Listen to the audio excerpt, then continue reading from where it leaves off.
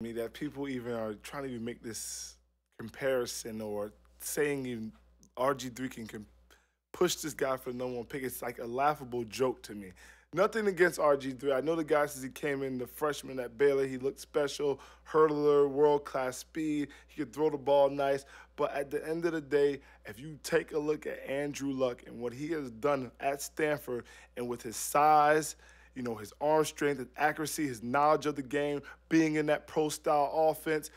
People are talking about this guy as being the best prospect in the past 30 seasons, and you're talking about a lot of people who've been drafted in the last 30 years. So RG3, he runs the spread offense. He doesn't know what it feels like to drop back from understanding or reading defenses, understanding coverages. This is what, Andrew Luck has been doing with Jim Harbaugh last year, and he has a great, how pro-style offenses run. He has great knowledge of how pro-style offenses how they're ran. So you're thinking about saying that RG3 is going to compete for this guy for the number one pick. It's just crazy to me. I don't even think RG3 should come out this year. He's just not ready. I mean, it's a whole different world when you're taking them 2 steps, 3 steps, 1 step, 7 step, 5 step, and you're reading them defenses. You got to understand what people got to be. He's not used to that. He's used to being in the shotgun, hike, 1 step, get the ball out. He's a great deep ball thrower, don't get me wrong, but don't say he's pushing Andrew Luck for the number one spot. That's a joke. No, but listen, the draft's obviously not today. With the combine and with things going forward, doesn't mean he doesn't have a chance. Obviously, he won the Heisman. Nobody thought he was going to win the Heisman. Yeah, but the Heisman, what that dude name? I think it's Blair White from Oklahoma. He won the Heisman. He wasn't even drafted. Winning the Heisman is just talking about your college statistics. But as far as translating to an NFL quarterback, his skill set does it. Yes and no. Because he can throw the football. He's not an athlete at all. He can throw the football. But like I said, it's those other things that you got to worry about, like Cam. I'm not under center no more. You know what I'm saying? You're dropping back. 5 step, 3 step. I'm reading the coverage. I understand when it's cover 2, 3, people disguising coverages. You have to be taking all that into account when you're taking them 3 steps on 5 steps versus being in the shotgun, hike, give me the ball, and now I'm looking. You're going to NFL. You can run a little bit of spread in the NFL, don't get me wrong, but most coaches and most offensive coordinators, they don't run that type of offense. So I think it's a joke for people to even I'll say this guy's a two. passing quarterback, and Cam showed you the transition to the league from a spread perspective is very doable, and it's more than doable. You can excel in this league as long as you can throw the ball. And even Tebow is showing you, if you can manage the game, you don't even have to be that great of a passer. You just got to be a understander of the game, someone who knows how to play the NFL game. Let's go ahead and talk about our next topic. Let's go ahead and talk about the Heat season preview. Let's go ahead and talk a little bit about what you can expect from the Miami Heat. And we're going to actually go into a few teams and give a little bit on their season previews. Let's first go into the Heat. Let's talk about Quentin Richardson bumping LeBron James. What is that about?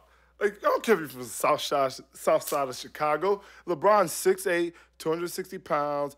He'll basically put his hands around you, strangle you.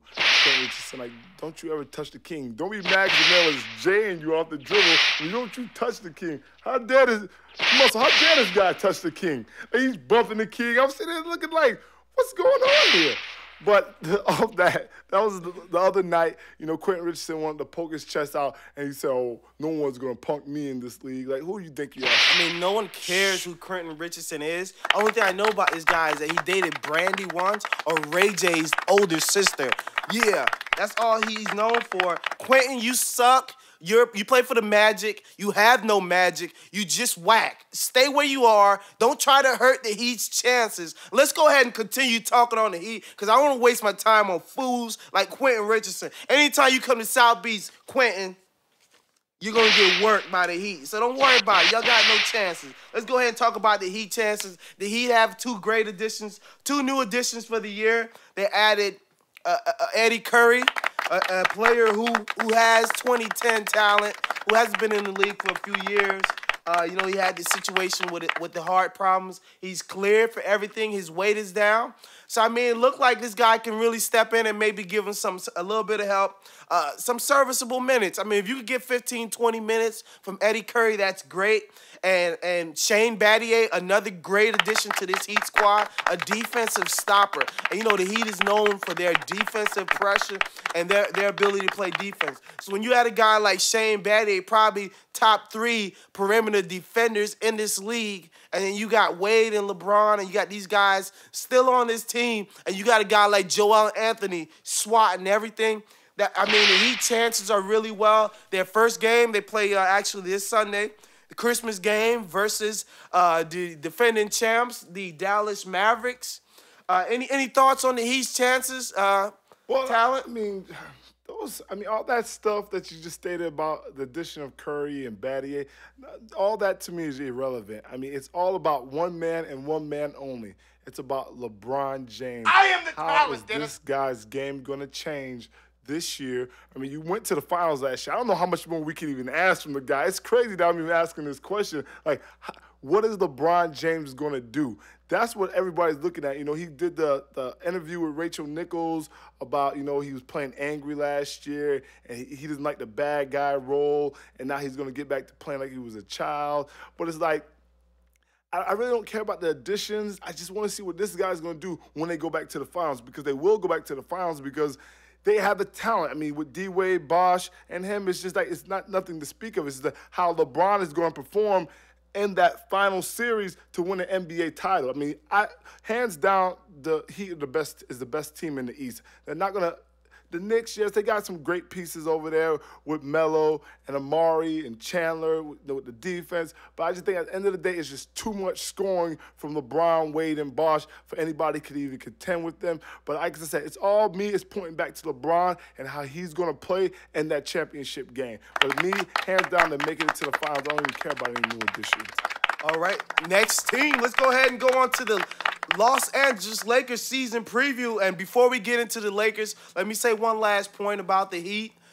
One of the biggest signings to me, and what I think is would be a real positive and a real addition to this team, it was the re-sign of Mario Chalmers and his progression. I think Chalmers is going to be like how Rondo was initially, where Rondo is one of those guys where you see he shows some talent and then he flourished into the player that he is. And I just think Chalmers has showed a lot of talent. You know, just from his college days, he's a big-time player, big game player. He step up in the big moments.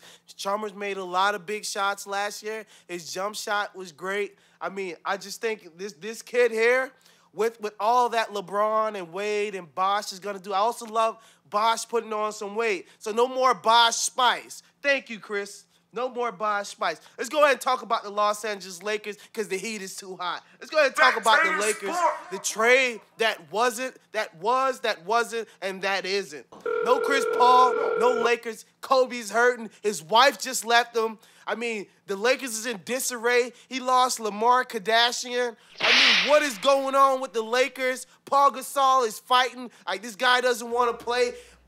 Gasol and Bynum just got dunked on by DeAndre Jordan. I mean, what is going on with this Laker team? Josh, tell me what you think about these Lakers team going into the season. I mean, right now, they're not looking too good. They're looking like just in disarray. I mean, Kobe with the marital issues. I mean, now with the torn ligament in his wrist. I mean, just coming off the surgery on his knee. You don't know how that's going to hold up throughout the whole season. Now with them trading Lamar Odom due to the Chris Paul trade, and now you're saying, you know, Pau Gasol doesn't look like he wants to be there either, with a bunch of no-name role players, and just with Kobe, Bynum suspended the first 5 games of the season. Kobe might miss some time. You never know. You just got to depend. He says he's not going to be his opening day, but the Lakers right now, they're not looking very good, and they haven't added anybody to that team of any significance. I mean, the NBA was messed up what they did with the Chris Paul trade. You know, it's unfortunate, but at the end of the day, you have to regroup now. You have to pull that trade off for Dwight Howard. You need Howard. I'm sorry. If you need to give up Bynum and Gasol, that's what you got to do. And then I'm going to shout out my man Cortex right now. He got a real fly fit in the building. For his Hold on. Before you call that flip fire, that looks like a Big Rob fit to me, you know. It got orange, it got green. This guy's looking like one of these guys on one of these ESPN shows. You know how like Shannon Sharp dresses? Or, I mean, one of these crazy guys, It's real fly, though. But I like the it, colors, though. I like you know, the colors. Molly Jungle in the building. Them Bronco colors, Tebow. Look at the tie. That's Tebow colors. We're back to the Lakers, though. Like I said, the Lakers, you know, they're just looking, at the end of the day, I mean, they're looking just a hot mess right now. I'll say you have to trade Bynum and Gasol for Dwight Howard. That's what you do. You get rid of them. You need somebody, a young up-and-coming superstar, because Kobe is old, and you need a new young superstar for that franchise, because if they don't get Howard, they're going to be in serious trouble. I'll say this. I just think with the way the Lakers are constructed currently, without a move being made, they're just going to put too much pressure on Kobe Bryant to be Kobe Bryant every night. Kobe showed you last year that he needed to take a lot of nights off to conserve himself for those times when he really needs to be Kobe. He can't be Kobe every night, man. I'm His not legs worried ain't about there. Kobe Bryant, though. I mean, but no, I'm worrying about the whole team putting pressure on I'm worried Kobe. about the rest of the team. Exactly. That's what the Lakers rest need of the to do. team is not ready, so then it's going to fall on Kobe. Kobe's just that type of guy where he's going to step up and try to take that on himself. He's already injured. And he can't do that, though. You know what I'm saying? No. But I'm talking about he's not the same Kobe where his legs is not the same. He's already injured. I'm not saying he's been dunking on playing people, hurt all but- year. He's been playing hurt all last year, continues to play hurt. He's going to continue to be the... No, it's not going to work that way for the Lakers. You got to make a move for Dwight. Forget about the Nets. I agree with that Don't let completely. the I think for Russians the get him. future, though. I think Kobe can handle the team right now, but I was just saying they need to make that move for their future. As a team right now, they're not winning no championship. Okay, let's go ahead and talk about the best team in L.A. Season preview for the L.A. Clippers. Woo! CP3 in the building. I'm sorry to say, and you had this fool Rob Parker and these people on ESPN this week talking about the Clippers are not the best team in Los Angeles, and there's Best no way. team in LA, I'm like, hands are you down. serious? Do you see that team right now, along with Griffin and Paul? They're blowing the Lakers right now. I don't care how many titles the Lakers have. They are not. That's the show you want to see right now. That's the most exciting team. The Paul and Griffin DeAndre show. Jordan, Paul and Griffin. The Forget Paul about and it, Griffin man. show. That's what I'm calling it over there. The Paul and Griffin show. That's the show you want to see. I don't want to see a banged up Kobe with two weak big defenders and the rest of the body metal world peace that doesn't even start right now. A bunch of scrubs on the bench. The got Karan in starting LA at right three. now. The talent in LA right now is with the Los Angeles Clippers. I'm excited. I want the Clippers. I hate franchise. I mean, I feel bad for franchises like that. They've always been known as the little brother. Now those roles are about to switch because the Paul and Griffin show is coming to a town, a city near you, and they're taking over them alley-oops. It's like it's gonna be Stockton and Malone, baby. That's what they're taking it to. Imagine this. Their third stringer is Eric Bledsoe. Their third string point guard is Eric Bledsoe. So you got Chris Paul, Mo Williams, Eric Bledsoe, and Chauncey Billups on the same team. And the Lakers got D-Fish. It's not even. Yeah, you're not even talking about Chauncey getting Billups. ugly. It's Big about to shot. get ugly. You're It's not about to even get talking ugly about in LA. Mr. Big Shot Cortex. I know you're a Laker fan. It hurts to hear this, but Mr. Big Shot Paul, the Paul and Griffin show is going to get ugly in LA. And then the biggest loss to the Lakers ever, the biggest loss that we haven't spoke of, you lose Phillip. How do you lose Phillip? You got to re-sign Phillip.